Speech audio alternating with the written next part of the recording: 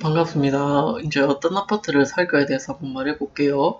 이제 저는 한 30대 중반이니까 요새 진짜 막 비싼 아파트 10억 하는 거, 만약에 막 7, 8억 하는 것들은 제가 솔직히 살 수가 없고, 가격이 한 5억 이하 정도 하는 것들, 그 범위에서 이제 제가 살 수가 있는데, 그 범위에서 한번 보겠습니다. 근데 솔직히 어떤 아파트 사는 거는 솔직히 좀 명확해요. 어떤 아파트가 좋으냐? 그러면 여러 기준이 있잖아요. 뭐, 교통이 좋다든지, 아니면 뭐 학군이 좋다, 뭐 자연 환경이 좋다, 뭐 그런 걸 수도 있고, 이제 직장이 가깝다, 뭐, 요런 여러 가지들이 있을 수 있는데, 제가 봤을 때, 그게 좀 제일 중요한 것 같아요. 돈을 많이 버는 대기업들이 밀집한 지역과 가까이 있는 데가 가장 저는 집값이 오를 가능성이 높다고 생각합니다. 아까 제가 전 강의에서도 얘기했던 것처럼 사는 사람이 돈이 있어야 집값이 올라요. 이때까지는 대출을 막 해주니까 사는 사람들이 돈이 많아요. 그래서 집값이 오른 거예요. 자, 그러면 이 돈 많이 버는 대기업 주변에 있는 아파트는 대기업들이 돈 많이 벌잖아요.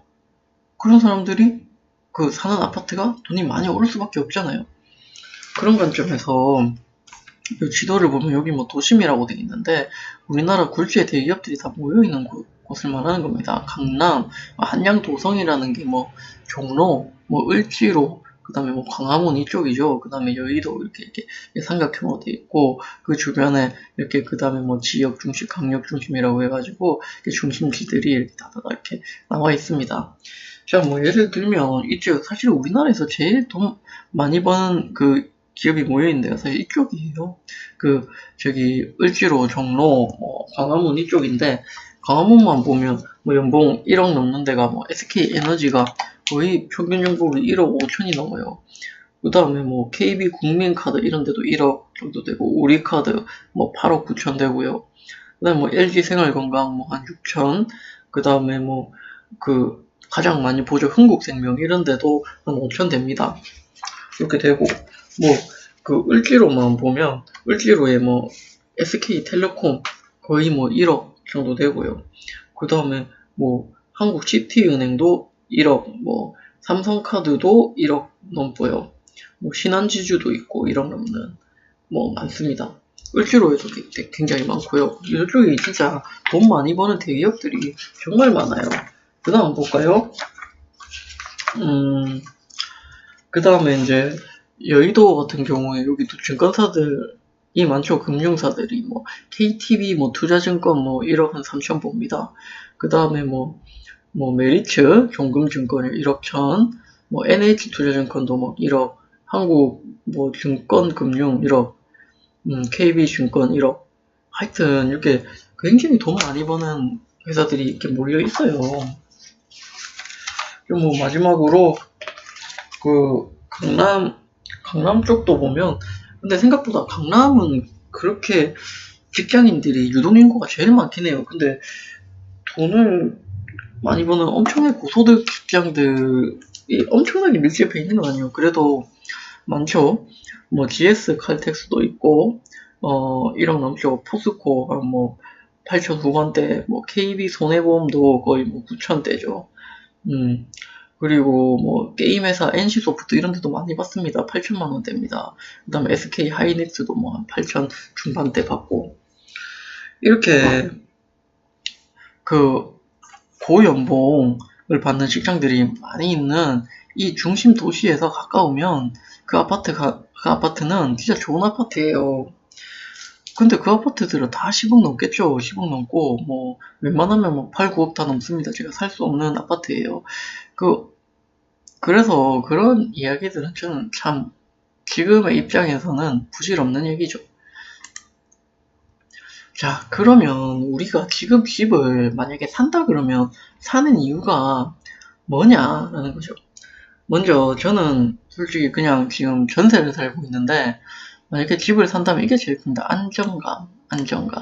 저는 지금 미혼이긴 한데 이제 뭐 미혼이면 뭐 전세 살아도 뭐 그렇게 상관없어요. 근데 이제 앞으로 결혼도 하고 아기도 있게 되면 이게 참 중요할 수 있다고 봐요. 안정감이라는 게. 음? 뭐 그것도 그렇고 만약에 집값이 막 오른다. 만약에 또 오른다. 지금은 좀 떨어지고 있는 추세지만 또 오르면 이거 참 큰일입니다. 그러면 전세금도 오를 거잖아요. 그러면 살기가 힘들어져요. 그 집이 있는 게 집을 사놓는 게 안정감 감점에서 아주 좋고 또 집값이 안 오르더라도 뭐 집주인이 갑자기 지금 내가 들어와 살아야 된다 막 그러면 이사를 가야 돼요. 그거에 대한 부담감도 있어요. 내 자식이 학교 다니고 있는데 갑자기 이사 가야 되면 그 얼마나 큰 고민이겠습니까?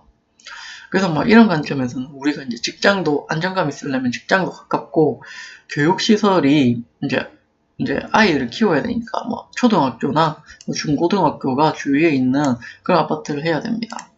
근데 이게 직장이 가까워지면 이게 문제인데 비싸지잖아요. 그래서 요 중에서 뭐 포기할 거 포기해야 됩니다. 그 다음에 이제 요거 이제 평생 살아야 되니까 그래 좀 쾌적해야 돼요. 네? 진짜 막 오래된 좀 뭐 물도 녹물 나오고 막 곰팡이 피고 이런 아파트에서 살기 굉장히 힘듭니다. 안정감을 찾는다면. 그 다음에 두 번째가 이제 그냥 우리가 이제 그냥 뭐 집만 있다고 중요한 게 아니라 이게 좀 기왕이면 오르는 게 좋잖아요. 그러면 집을 살 때 좀 안정감과 그러니까 반대가 되더라도 기왕이면 좀 집값이 오를 수 있는 호재가 많은 곳에 집을 사는 게 좋아요. 만약에 뭐 뉴타운이 있다던가 주변을 개발할 계획이 있다거나 그 다음에 뭐 지하철이 뚫린다거나 막 그런 호재가 있는 곳에 사두면 집값이 많이 오르겠죠. 근데 이제 우리는 돈이 없으니까 이제 서울 외곽으로 가야 됩니다. 아까 말했잖아요. 집 어떤 아파트 어디에 있는 집이 좋아요? 그러면 누구나 다 말할 수 있어요. 좋은 지역은. 근데 그 비싸니까. 그래서 이제 서울 외곽이어야 됩니다. 우리가 이제 가지고 있는 자산으로 살 수 있는 데가 서울 외곽이어야 되고, 근데 그냥 서울 외곽이면 발전 못해요. 예를 들면 좀 아직까지도 굉장히 싼 데들이 많아요. 서울 안인데도. 근데 그 중에서 좀 발전 가능성이 있는 그런 곳을 사야겠죠.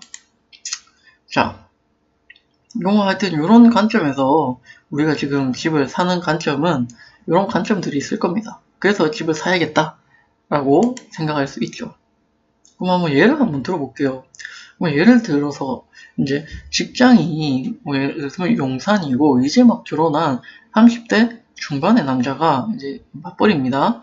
이제 지금까지 한 이제 2억을 모았고 이제 그 결혼한 여성분이랑 이제 그 남자분이랑 돈을 합쳐서 한 2억이 되고 그러면 이제 이 둘이 합산 소득이 한 월 한 5, 600 번다고 치면 뭐 가정을 하면 한 10년 뒤에는 한 3억 모으고 또 10년 뒤에 한 4억 정도 모아가지고 다 더하면 한 9억 모으겠죠 평생.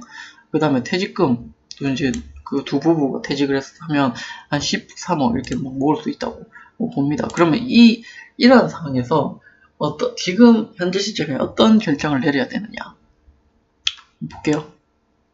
그럼 여러 가지 경우가 있겠죠.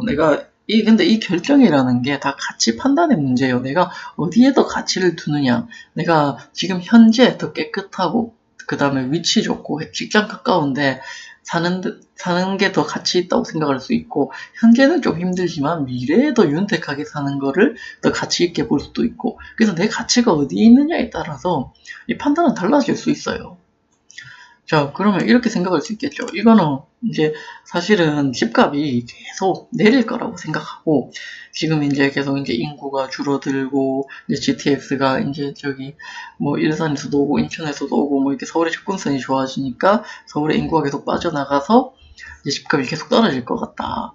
그렇게 생각하면 계속 이제 전세로 주거 환경이 좋고, 직장이랑 가까운데 일단 사는 게 좋겠죠.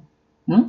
왜냐면 집은 사놓으면, 이게 이제 오래되면 오래될수록 집값이 떨어지는데, 그러니까 일본에서는 집을 그렇게 생각한대요. 자동차랑 비슷하게 생각한대요. 일단 한번 사놓으면 중고라서 가격이 떨어지는 게 아파트라고 생각한대요.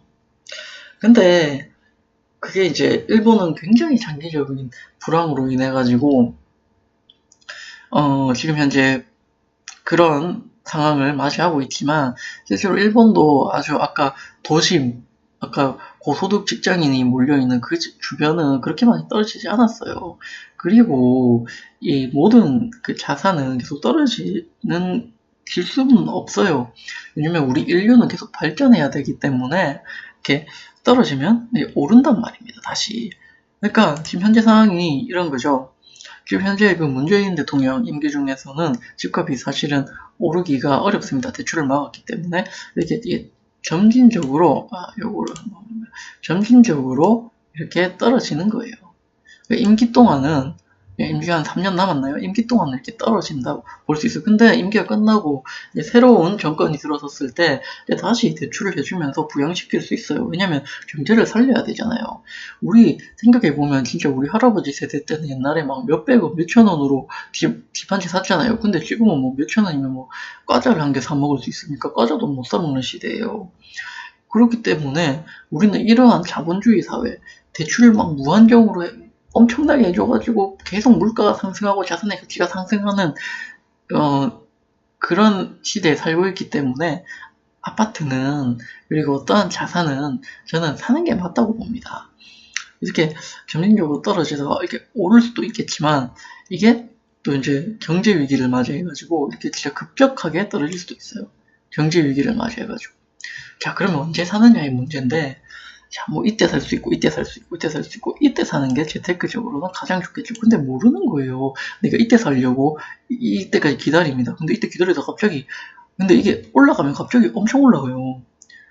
이렇게 올라갈 수 있어요. 그러면 또 집 못 사는 거예요. 이때 기다리다가. 이때 살 거 이때 사야 돼요. 이때.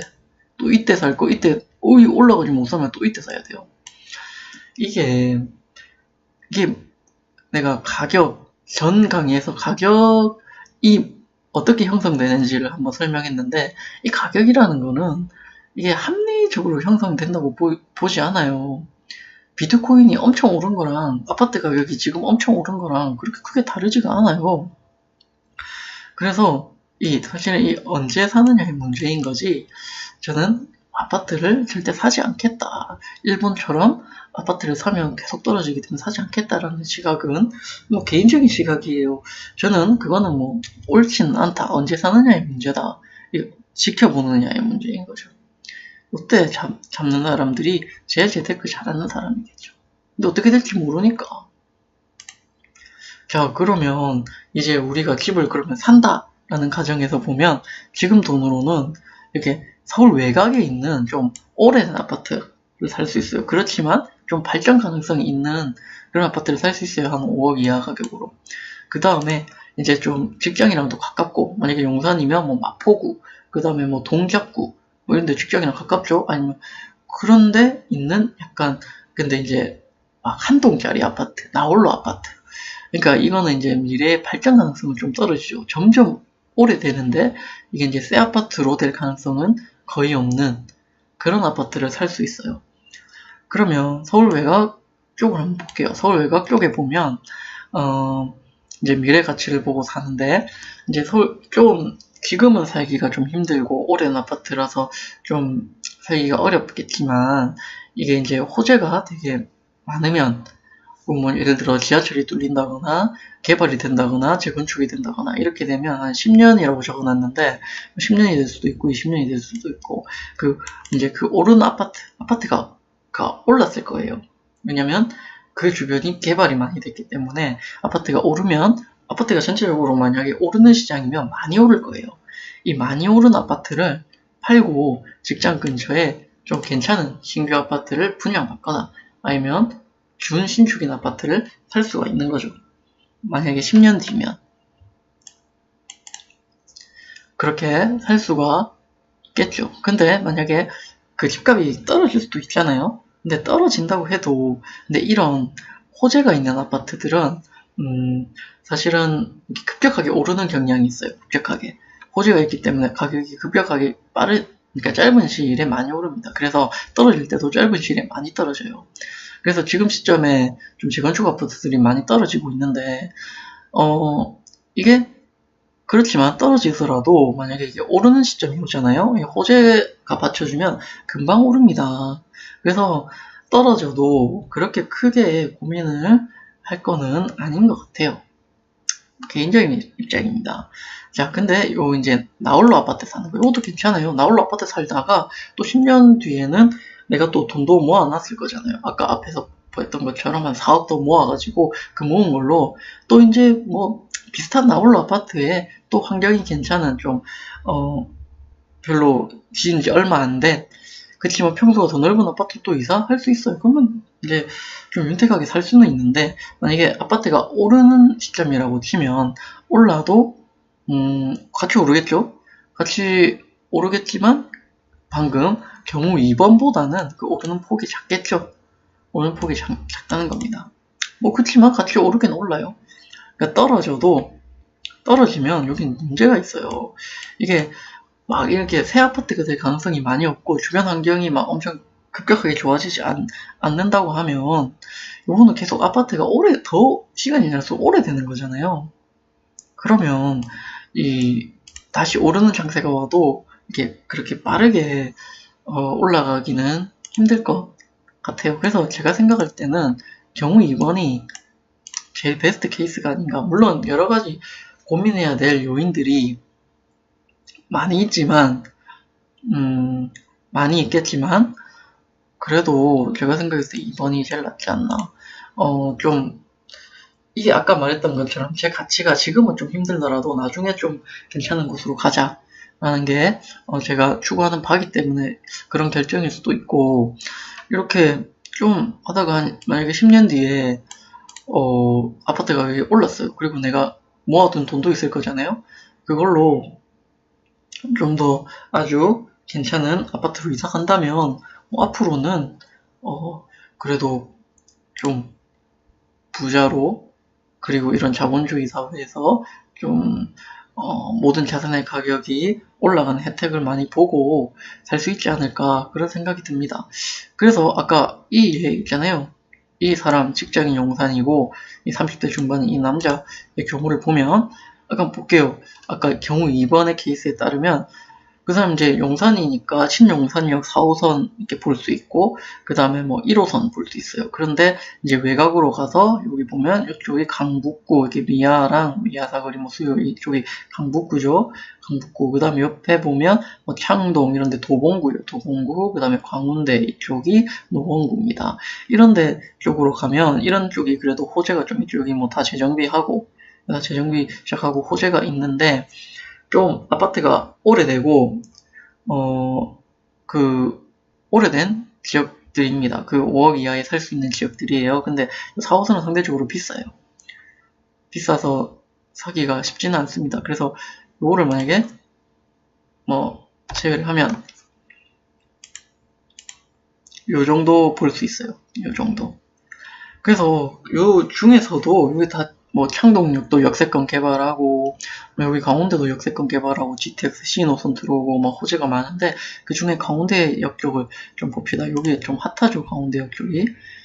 강원대역 쪽이 역세권 개발한답니다. 지금 현대 산업개발이 2조 5천억을 들여서 아마 내년부터 시공이 들어가는데, 강원대역이 역세권을 개발해가지고 이쪽에 뭐 여러 가지 보면 용도가 뭐 관광 호텔이나 백화점이나 문화시설들이 다 들어올 수 있고, 경부청사도 들어올 수 있고, 여기 주거단지도 만들고 여기 기업들도 들어옵니다. 이렇게 여러 가지 들어올 수 있는, 여기 전반적으로 이쪽이 다 개발이 되고요. 여기 또 이마트 있죠? 그쪽에 또 이마트 트레이더스가 올 3월부터 아마 이제 영업을 시작할 거예요. 여기 다 아파트 단지입니다. 이쪽이 아파트 단지예요. 그 중에 여기 아파트 단지에 미륵미성 3호 3차 아파트 해가지고 미미삼이라는 아파트가 있는데, 여기가 거의 뭐 4,000세대 가까이 되고요. 그리고 굉장히 오래됐습니다. 86년도 정도 입주했고요. 네이버 저기 부동산을 한번 보면 이쪽이죠? 이쪽. 그 미중미성 3호 요 단지 정보 한번 볼게요. 지금 보면 3,900세대죠? 86년도. 그리고 여기 대지 지분이 굉장히 낮아요. 이 용적률이라는 게 다음에 한번 설명드리겠습니다. 이 대지 지분이 이게 낮으면 낮을수록 좋은 건데, 이게 용적률이 200%가 넘어가면 이 건설사들이 이 사업성이 안 나와요. 그래서 아파트를 재건축을 할 수가 없어요. 이게 그래서 낮으면 낮을수록 건설사들이 서로 하려고 하는데 130%면 굉장히 낮은 겁니다. 서울에서 이런 아파트가 없어요. 150%만 돼도 굉장히 낮은데 130%면 정말 사업성이 좋아서 정말 대기업 건설사들이 너도 나도 하려고 지금 붙을 겁니다. 근데 그런 데가 지금 요 평수로 볼게요. 한 13평짜리 방 2개짜리 있는 게 제일 싼 게 3억 6천에 나와 있습니다. 이게 제가 얼마 전에 봤을 때 3억 7천이었는데 또 떨어졌어요. 계속 떨어지고 있어요. 그래서 지금은 직접 봐야 될 것 같고 3억 6천에서 4억 1천 20평대 정도. 근데 우리는 20평은 들어가야 되죠. 아까 이제 신혼이고 애기까지 생각하면 20평도 좁아요. 근데 하여튼 신혼일 때는 이제 그래도 20평대는 들어가야 돼요. 근데 30대 중반이면 애기를 금방 놓기 때문에 조금 부담스럽긴 합니다. 근데 그거는 감안해야죠. 4억 한 2천부터 4억 9천, 뭐 21평 높아집니다. 솔직히 평수도 별로 안 높은데 구조가 좀 다르죠. 방 3개 나오죠. 그래서 한 4억 8천 정도 되는데, 요거는 솔직히 재건축 보고 사는 거잖아요. 그래서 막 그런 거 보기보다는 제 생각에는 좀 싼 거 뭐 사는 게 낫지 않을까. 살 거니까. 하여튼 요 정도 시대가 형성돼 있는데 요 정도면 좀 사기에 막 그렇게 부담스럽지 않잖아요. 경우 2번으로 볼 수 있는 거죠. 그리고 여기 또 GTX 들어오잖아요. GTX 들어오고 GTX C노선 들어와가지고 삼성까지 몇 분 내로 갈 수 있어요. 강남 접근성 좋아가지고 뭐 아까 용산에 사니까 1호선 타고 쭉 가면 돼요. 조금 더 시간이 걸리긴 하겠지만 1시간 내면, 그리고 뭐 환승 없이 1시간 내면 괜찮다고 봅니다. 근데 역시 단점이 많아요. 이게 또 오래됐고, 여기 아직까지는 개발되면 괜찮은데, 지금 철도가 지상화돼 있어요. 그래서 소음이 좀 있을 거고, 근데 제가 직접 가보니까 소음은 그렇게 영향이 크지 않습니다. 멀리 떨어져 있어요. 아파트 단지랑. 그 다음에 이게 제일 큰 문제인데, 여기 시멘트 공장이 있어요. 볼게요. 네이버 지도로 보면, 보세요. 여기 뭐 현대시멘트 성북 공장, 여기 또 뭐 태영 시멘트 공장들이 있어서 사실 혐오 시설이잖아요. 사람들이 있어서 좀 그렇긴 한데, 그래도 뭐 돈을 버는 관점에서 보면 괜찮지 않을까. 근데 이거 보잖아요. 근데 이게 딱 명확하진 않아요. 이게 재건축이 된다고 해서 10년이라고 아까 써놓긴 했는데 이게 30년이 있어서 안 될 수도 있어요. 보세요. 이게 만약에 10년 뒤에 가격이 많이 오른다. 이게 명확하면 무조건 이거 선택하는 거예요. 무조건이 아닐 수도 있지만 하여튼 이걸 선택하는 사람들이 많을 거예요. 좀 명확히 판단할 수 있어요. 근데 이게 10년이 될지 20년이 될지 30년이 될지 이게 언제 될지 모르고 가격도 안 오르면 나는 계속 이게 힘듭니다. 좀 되게 이렇게 오래됐는데 계속 살 수도 없고 좀 애매해진단 말입니다. 그때 되면 또 판단을 달리 해야 돼요. 좀 다른 경우의 수를 생각해야 된다고요. 지금 현재 관점에서 이렇게 결정을 했다 하더라도. 그래서 어떤 결정을 할 것인가는 굉장히 어려운 문제입니다. 그리고 어떤 결정을 하든 리스크는 있고요. 그리고 그 결정을 자기 가치 판단에 의해서 결정하는 건데 봐야겠죠. 어떻게 될지. 자, 그래서 이제 어떤 아파트를 살까에 대해서 뭐 이렇게 말씀을 드렸고요. 좀 또 다른 얘기들은 다음 강의에서 하는 걸로 하겠습니다. 그러면 이걸로 마치겠습니다. 감사합니다.